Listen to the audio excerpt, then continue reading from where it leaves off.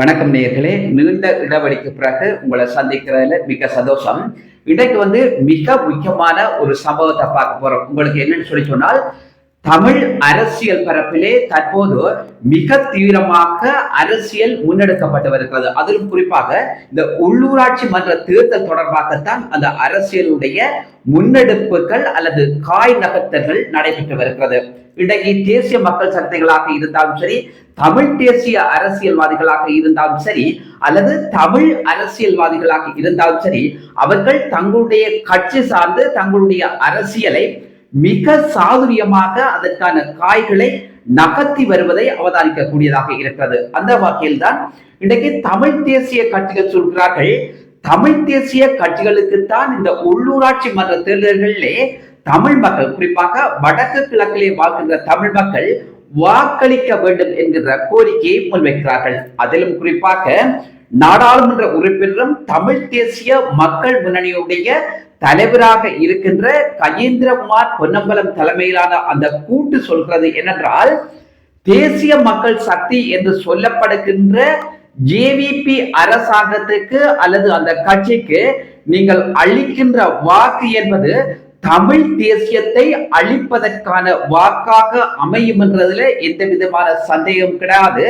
அதே நேரத்திலே நீங்கள் அவர்களுக்கு வாக்களிக்க வேண்டாம், தமிழ் கட்சிகளுக்கு, அதிலும் குறிப்பாக தமிழ் தேசிய கட்சிகளுக்கு தான் தமிழ் மக்கள் வாக்களிக்க வேண்டும் என்கின்ற கோரிக்கையை கஜேந்திரகுமார் பொன்னம்பலம் அவர்கள் மட்டுமல்ல, அவர் சொல்லியிருந்தாலும் அவர் மட்டுமல்ல, பல தமிழ் தேசிய அரசியல்வாதிகள் முன்வைக்கின்ற கருத்தும் இதுவாகத்தான் இருக்கிறது. ஏன்னு சொல்லி சொன்னால், அண்மையிலே யாழ் ஊடக மையத்திலே வைத்து முன்னாள் யாழ் மாநகர சபையினுடைய முதல்வராக இருந்த சட்டத்தரணி மணிவண்ணனும் இந்த விடயத்தை தான் சுட்டிக்காட்டியிருந்தார். அதே நேரத்திலே இலங்கை தமிழரசு கட்சியினுடைய செயலாளர் என்று சொல்லப்படுகின்ற எம்.ஏ. சுமந்திரன் அவர்களும் சொல்லியிருக்கிறார். அதே போன்று ஜனநாயக தமிழ் தேசிய கூட்டணியினுடைய கட்சி தலைவர்களாக இருந்தாலும் சரி, அந்த கட்சியிலே அங்கத்துவம் வகிக்கின்ற முக்கியஸ்தர்களும் இந்த கருத்தை முன்வைக்கிறார்கள். இது உண்மையிலே ஏற்றுக்கொள்ளக்கூடிய விடயமா அல்லது அவர்கள் முன்வைக்கின்ற இந்த கருத்து சாத்தியப்படக்கூடிய விடயமா என்று பார்க்க வேண்டிய அந்த தேவை நிச்சயமாக இருக்கிறது. உண்மையிலே இதை பார்ப்போமாக இருந்தால், தேசிய மக்கள் சக்தி என்று சொல்லப்படுகின்ற இந்த அரசாங்கம் முன்னெடுத்து வருகின்ற அரசியல் என்பது நிச்சயமாக தமிழ் தேசியத்தை சிதைப்பதற்கான அல்லது தமிழ் தேசியத்தை இந்த தமிழர் பரப்பிலே இருந்து அகற்றுவதற்காக அவர்கள் முன்னெடுத்து வருகின்ற முக்கியமான ஒரு காய் நகர்த்தலாக இருக்கிறது.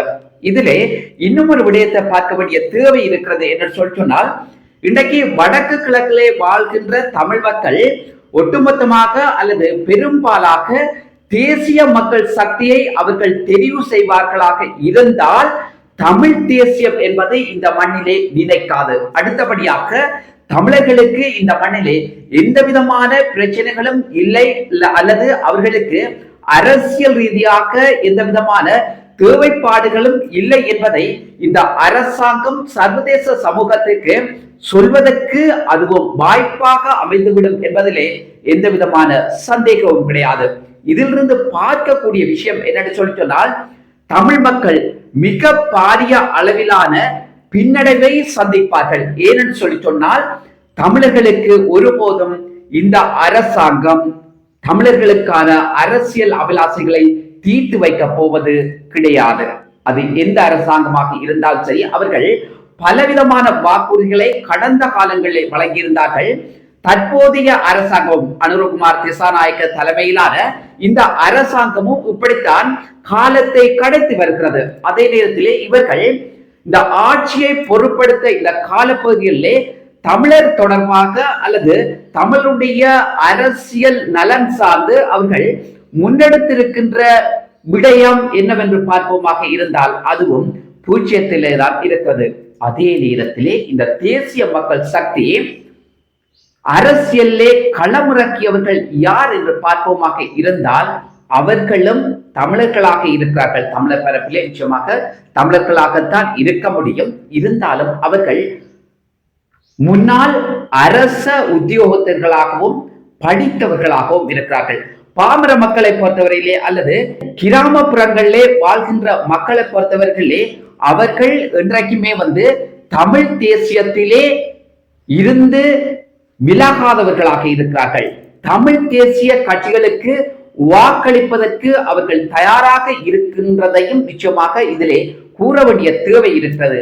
அதே நேரத்தில் தான் இன்று படித்தவர்கள் அல்லது அரசு ஊழியர்கள் தங்களுடைய தேவைப்பாடுகள் சார்ந்து தங்களுடைய நலன் சார்ந்து இன்றைக்கு தேசிய மக்கள் சக்திக்கு தங்களுடைய ஆதரவுகளை வழங்கி வருகிறார்கள். உங்களுக்கு தெரியும், அது ஜனாதிபதி தேர்தலாக இருந்தாலும் சரி, நாடாளுமன்ற தேர்தலாக இருந்தாலும் சரி, தற்போது இடம்பெறவிருக்கின்ற உள்ளூராட்சி மன்ற தேர்தல்களிலும் அவர்களுடைய பெரும்பாலான, அதற்காக நான் எல்லோரையும் சொல்ல வரவில்லை, அதிலே தமிழ் தேசியம் சார்ந்து செயற்படுகின்ற பல அரசு உத்தியோகத்தர்களும் நிச்சயமாக இருக்கிறார்கள்.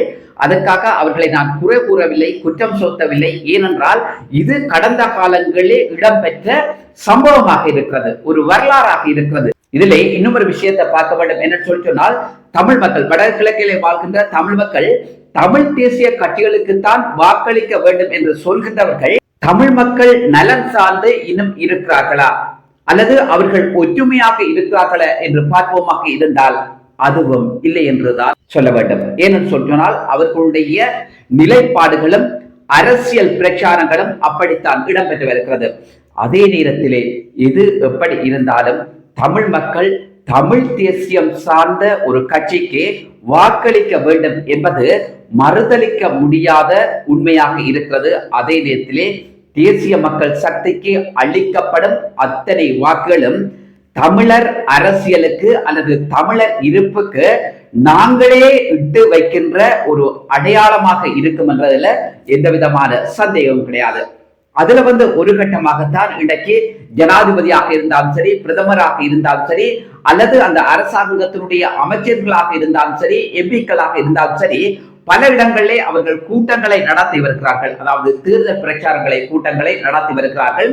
ஜனாதிபதி அவர்களும் தமிழர் பிரதேசத்திலே பல இடங்களுக்கு சென்றிருக்கின்றார். அவர் தன்னுடைய அரசியல் கருத்துக்களை முன்வைத்திருக்கின்றார். தமிழ் மக்களுக்கு தொடர்பாகவெல்லாம் அக்கறை உள்ளவர் போன்றெல்லாம் பலவிதமான கருத்துக்களையும் அவர் தெரிவித்து வருகின்றார். அதே நேரம் நாளைய தினம் புதுக்குடியிருப்பு மண்ணுக்கும் அவர் வர இருக்கிறார். அதிலும் பலவிதமான கருத்துக்களை அவர் வெளியிடுவார் என்றதில் எந்த விதமான சந்தேகம் கிடையாது. அதே தமிழ் மக்கள் தமிழ் தேசிய கட்சிகளுக்கு வாக்களிக்க தவறுவார்களாக இருந்தால் அது பாரிய பின்னடைவை தமிழினத்துக்கு ஏற்படுத்தும் என்பதிலே எள்ளளவும் சந்தேகம் கிடையாது. ஆகவே இந்த தமிழினம் தமிழ் தேசிய கட்சிகளுக்கு வாக்களிக்க வேண்டும் என்பது வரலாற்று கடமையாக இருக்கிறது என்று பலர் இன்று கூறியிருக்கிறார்கள். பல ஆய்வாளர்கள் கூறியிருக்கிறார்கள். ஏன்னு சொன்னால் எங்களுடைய இனம் காலம் காலமாக ஒற்றுமை இல்லாத ஒரு இனமாக இருந்து வருகிறது. அந்த இனத்தினுடைய ஒற்றுமை என்பதால் இன்று தமிழினத்தினுடைய பல பின்னடைவுகளுக்கும் காரணமாக அல்லது அடித்தளமாக இருந்திருக்கிறது என்றதுல எந்த விதமான சந்தேகமும் கிடையாது. நல்ல சொந்தங்களே, மீண்டும் ஒரு தோப்பினூடாக உங்கள் அனைவரையும் சந்திக்கிறேன். நன்றி, வணக்கம்.